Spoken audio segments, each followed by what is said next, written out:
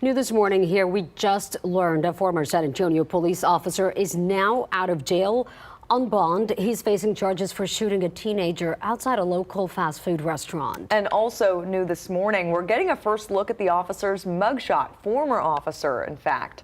James Brennand was fired just over a week ago.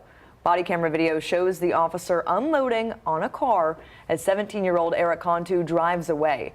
Now the police chief says that shooting is criminal. And of course, Marvin Hirsch has been digging through online records throughout the night for us. He joins us live now with new information that, Marvin, you learned overnight.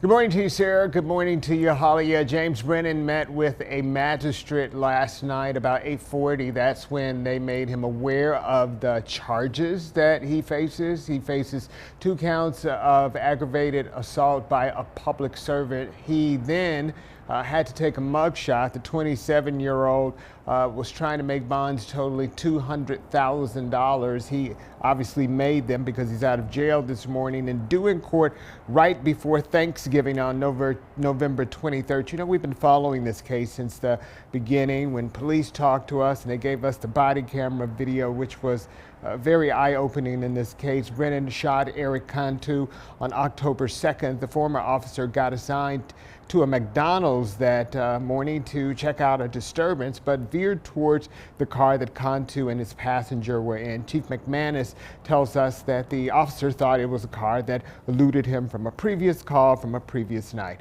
Cantu was eating a burger with the passenger inside of the car with him. That's when Brennand opened the door of the vehicle. When the 17-year-old put the car in reverse with the door open, the former officer says he was hit, and that's when he opened fire. Cantu was shot multiple times. He was rushed to the hospital after emergency crews found him not far from that restaurant. Brennand was fired on October 4th, just 2 days later. The police announced it the following day on the 5th. Now his former police chief and police department had to walk an arrest warrant on a police career that ended in less than 8 months. It is something that has the San Antonio Police Department reflecting internally. This was a failure for one individual police officer. It had nothing to do with our policies. Policies did not allow that. Our training does not teach that. So this was a fail for one particular police officer. And here we are as a result of that fail.